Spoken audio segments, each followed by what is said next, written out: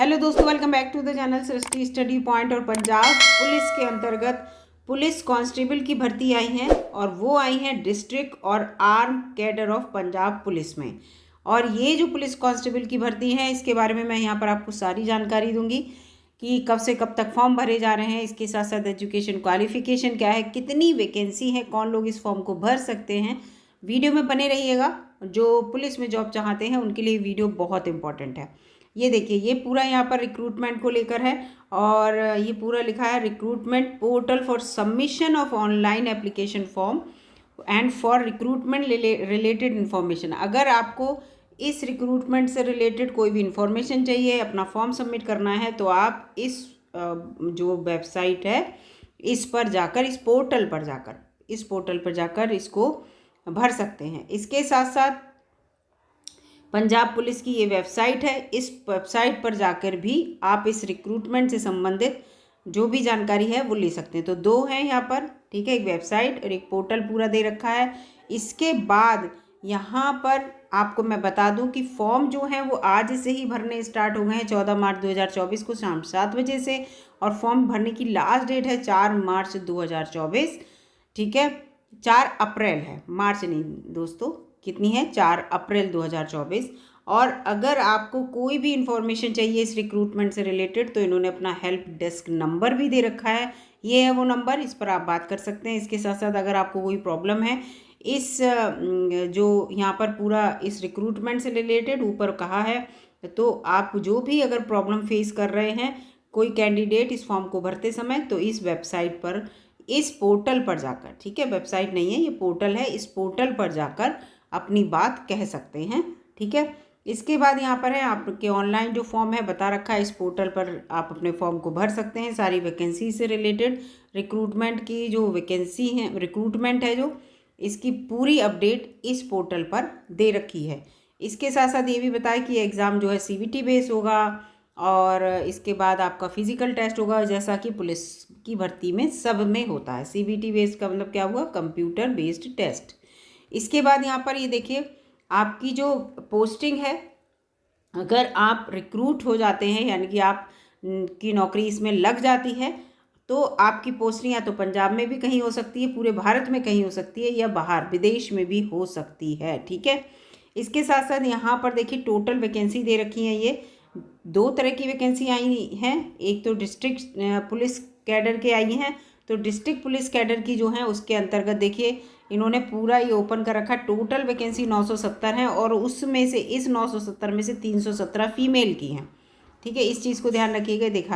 लिखा है vacancies reserve for women out of the total given in column second. ये column second में जितनी वैकेंसी दी हैं उसमें से फीमेल की वैकेंसी हैं। अब यहाँ पर देखिए आप, ये जनरल की जितनी वैकेंसी है ये है 410, जिसमें 117 फीमेल की हैं। शेड्यूल कास्ट वाल्मीकि वगैरह जो है इनकी 100 वैसे नॉर्मल है, इसमें 40 फीमेल की हैं। इस तरह से यहाँ पर ये दे रखी हैं। तो फिलहाल यहाँ पर जो टोटल वैकेंसी हैं वो है 970, ठीक है। इसके बाद यहाँ पर देखते हैं, अब आ जाते हैं आर्म पुलिस कैडर। अभी तक डिस्ट्रिक्ट पुलिस कैडर देखी थी, अब आर्म पुलिस कैडर के अंतर्गत जो टोटल वैकेंसी हैं वो है 776। इसमें फीमेल की जो है वो 253 है। कैटेगरी वाइज इन्होंने डिवाइडेड कर रखी हैं। जनरल की 328 हैं, जिसमें 94 फीमेल की हैं। और फिर उसके अंतर्गत ये इनकी कैटेगरी के अकॉर्डिंग, लेकिन कैटेगरी में भी याद रखिएगा, कैटेगरी में जो पंजाब के जितने भी लोग हैं उनको मिलेगा इसका फ़ायदा, और पंजाब से बाहर के लोग सब अनरिजर्व या जनरल या ओपन में काउंट होंगे, ये दिमाग में रखिएगा। इसीलिए यहाँ सब में देखिए पंजाब लिखा है, ये लिखा हुआ है सब पंजाब, तो इसीलिए ये लिखा है। ऐसे ही जो यहाँ पर इससे रिलेटेड है उसमें भी लिखा है, जो कि डिस्ट्रिक्ट लेवल की हैं। ये देखिए डिस्ट्रिक्ट पुलिस के अंतर्गत जितनी है इन सब में भी देखिए कैटेगरी के अंतर्गत सब में पंजाब लिखा हुआ है। इस चीज़ को ध्यान रखिएगा, ठीक है। तो जो पंजाब के लोग हैं उनको इसका फ़ायदा मिलेगा कैटेगरी का, अदरवाइज़ आप जनरल में काउंट होंगे।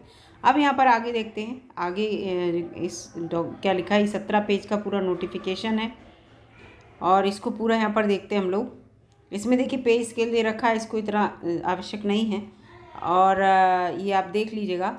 इसके बाद यहाँ पर लिखा है एसेंशियल एलिजिबिलिटी और जो लिखा है क्वालिफ़िकेशन वगैरह, तो नेशनलिटी क्या है कि आप जो हैं वो सिटीज़न ऑफ इंडिया हों, भारत के नागरिक हों, तो आप इस फॉर्म को भर सकते हैं। पूरे इंडिया से कोई भी इस फॉर्म को भर सकता है। एज क्राइटेरिया जो है वो आपकी मिनिमम क्वालिफ़िकेशन 18 साल हो, और कब आंकी जाएगी ये 1 जनवरी 2024 को आंकी जाएगी, और 1 जनवरी 2024 के ही अनुसार आप 28 साल से ज़्यादा का ना हो, यानी कि 18 से 28 साल के बीच के अगर आप हैं तो आप ये फॉर्म भर सकते हैं।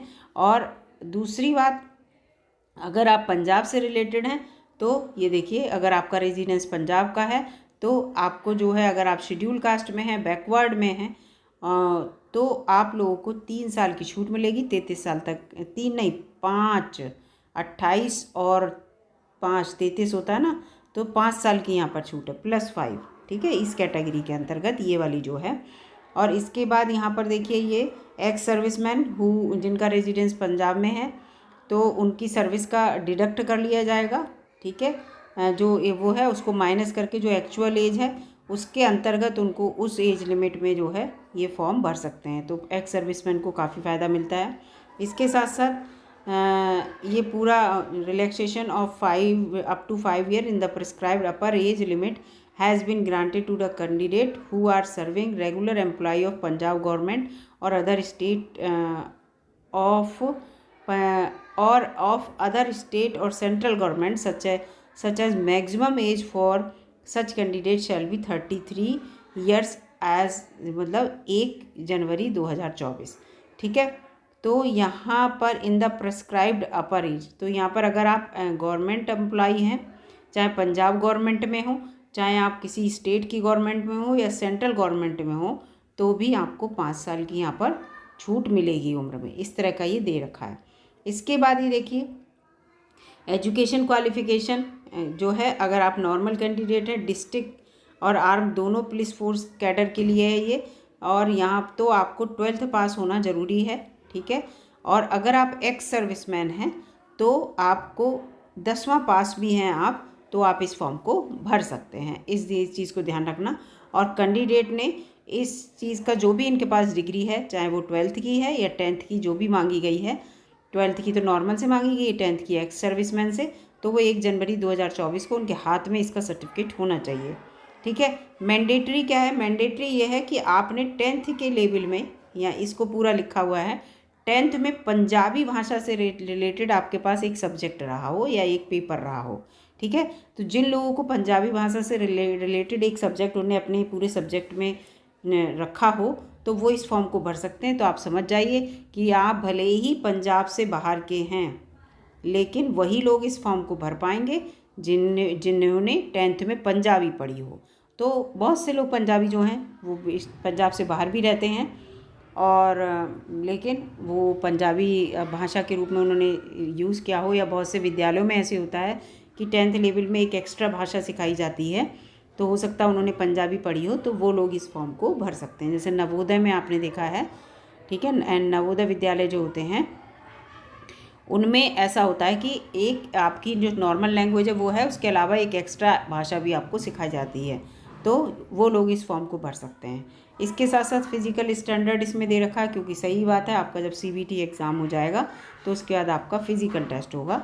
तो उसमें देखिए, फिज़िकल के अंतर्गत देखिए ये लिखा है पूरा कैंडिडेट का, डिस्ट्रिक्ट और आर्म फोर्सेस दोनों के लिए। मेल के लिए 5 फीट 7 इंच का होना चाहिए हाइट, और फीमेल के लिए 5 फीट 2 इंच की, यानी कि 170.2 सेंटीमीटर और 157.5 सेंटीमीटर फीमेल के लिए। ये चीज़ याद रखिएगा। और all transgender candidate shall be treated as par with female candidate in respect of physical screening test और फिजिकल मेजरमेंट टेस्ट। जो ट्रांसजेंडर कैंडिडेट अगर इसमें अप्लाई करते हैं तो उन्हें फीमेल कैंडिडेट की जो रिक्वायरमेंट रहेगी, जैसे यहाँ पर 157.5 सेंटीमीटर फीमेल की हाइट चाहिए, तो इनके लिए भी वही सेम क्राइटेरिया लागू होगा, ठीक है। इसके बाद जो आपका पूरा एग्ज़ाम होगा वो 3 स्टेज में होगा, ठीक है। पहले स्टेज में आपका MCQ टाइप क्वेश्चन आएंगे, CBT बेस एग्ज़ाम होगा, और उसमें जो होंगे पेपर 1 एंड पेपर 2 होगा। विच paper 2 shall be qualified in nature. Paper 2 केवल क्वालिफाइंग के अंतर्गत आएगा, और पेपर 1 आपका नॉर्मल होगा, याद रखना। स्टेज 2 में आपका जो है फिजिकल स्क्रीनिंग टेस्ट PST कहते हैं इसे, और फिजिकल मेजरमेंट टेस्ट PMT कहते हैं, ये दोनों होंगे। ठीक है, both physical screening and physical measurement test shall be qualifying in nature. ये भी केवल क्वालिफाइंग के लिए होंगे कि आप अगर पास कर जाते हैं तो इनके नंबरों की कोई वैल्यू नहीं होगी, पास करके आप अगली स्टेज पर पहुंच जाएंगे।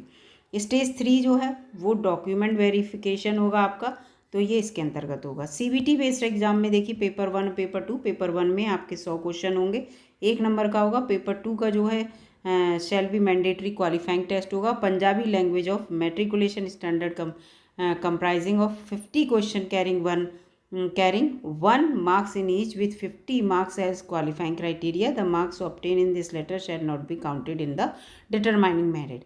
जो भी आपकी मेरिट होगी इसमें काउंट नहीं होंगे, और इसमें पंजाबी लैंग्वेज से क्वेश्चन होंगे। ठीक है, मैट्रिकुलेशन स्टैंडर्ड के, 10th स्टैंडर्ड के, तो इस चीज़ को भी ध्यान रखिएगा।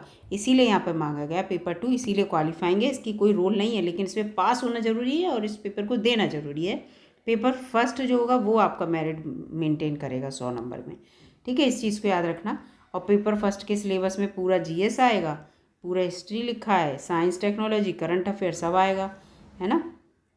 उसके साथ साथ और ये सब चीज़ आएगा, ये इसकी मैं वीडियो बाद में बना दूँगी।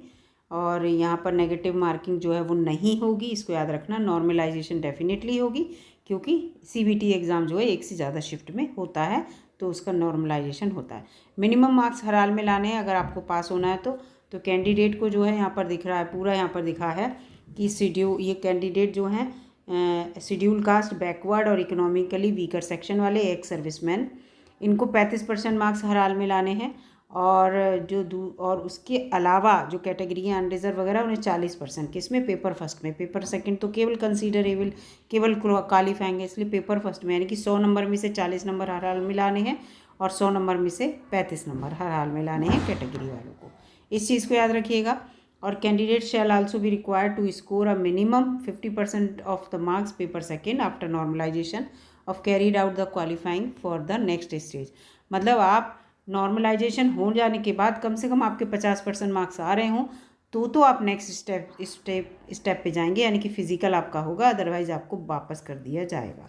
तो इस चीज़ को याद रखिएगा। वैसे क्वालिफाइंग मार्क्स जो है वो आपके इतने हैं, लेकिन नेक्स्ट स्टेप पे जाना चाह रहे हैं तो नॉर्मलाइजेशन के बाद आपके 50% मार्क्स हो जाने चाहिए। ये यहाँ पर पूरा लिखा है मैंडेटरी है, पेपर सेकेंड क्वालिफाइंग है और पंजाबी लैंग्वेज से रिलेटेड है, तो इस चीज़ को लेकर है यहाँ पर। और इसके बाद फिज़िकल वगैरह होगा, ये सब दे रखा है किस तरह के होगा।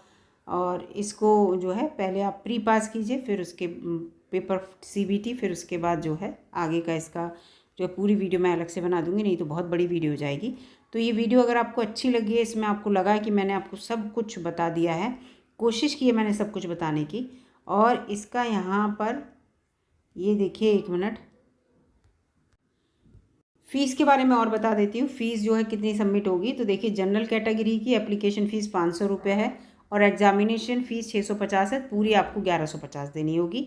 और एक सर्विसमैन पंजाब के हैं, ठीक है, तो इनको 500 रुपये है, और एग्जामिनेशन कुछ नहीं, 500 रुपये देने हैं। SC ST of all state, सारे स्टेट के ST ST and backward classes of Punjab state only, तो ये जो है 500 रुपये देने हैं। और 500, 185 है, 685 है। इकोनॉमिकली वीकर सेक्शन को 500 रुपये देने, 185 है और 650। इकोनॉमिकली वीकर सेक्शन केवल लिखा है, अगर पंजाब का नहीं लिखा है तो आप समझ जाइए कि पंजाब वालों इसमें सबको लिया जाएगा। और ST SC जो है वो ऑल स्टेट लिखा है, तो इसमें भी सभी को इसमें लिया जाएगा, यानी कि यहाँ पर काउंट होंगे। तो ऊपर इन्होंने जो पंजाब लिख रखा है, ये देखिए यहाँ पर जो मैंने आपको दिखाया था जहाँ वैकेंसी थी वहाँ पर इन्होंने पूरा ओपन कर रखा है, वहाँ पर इन्होंने पंजाब लिख रखा है, तो इसका मतलब SC ST को रिलेटेड जो है कुछ ना कुछ ऐसा दिखाया होगा, उस जो मेरे से मिस हो रहा होगा।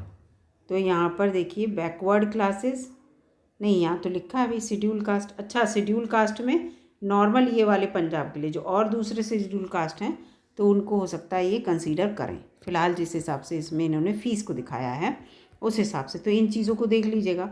फॉर्म भरते समय अगर आप जिस कैटेगरी में हैं, कैटेगरी को एक बार डाल के देख लीजिएगा, अगर उस चीज़ को मान रहे हैं, अदरवाइज़ बता ही देंगे कि आप आउट ऑफ द स्टेट है, तो आपको जो है कंसीडर उसमें किया जाएगा जनरल में। तो इस तरह का ये यहाँ पर दे रखा है। फ़िलहाल पूरी फ़ीस मैंने आपको यहाँ पर बता दी कितनी फ़ीस जाएगी। और इसके अलावा मोड ऑफ़ पेमेंट देखिए, ये देख लीजिए। मोड ऑफ़ पेमेंट जो है इसमें candidate are required to make online payment है केवल, और किसी तरह से आपको फ़ीस जो है वो नहीं सबमिट करनी है।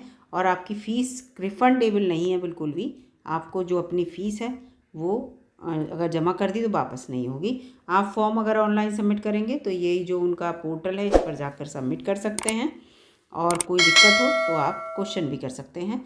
फ़िलहाल वीडियो पूरी मैंने यहाँ पर जानकारी दे दी जितनी मुझे देनी थी, जितना मुझे इसमें लग रहा था इंपॉर्टेंट न्यूज़ है। वीडियो अगर अच्छी लगी लाइक कीजिएगा, चैनल पर नए हो सब्सक्राइब कर लीजिएगा। मिलूंगा अगली वीडियो में, तब तक के लिए नमस्कार।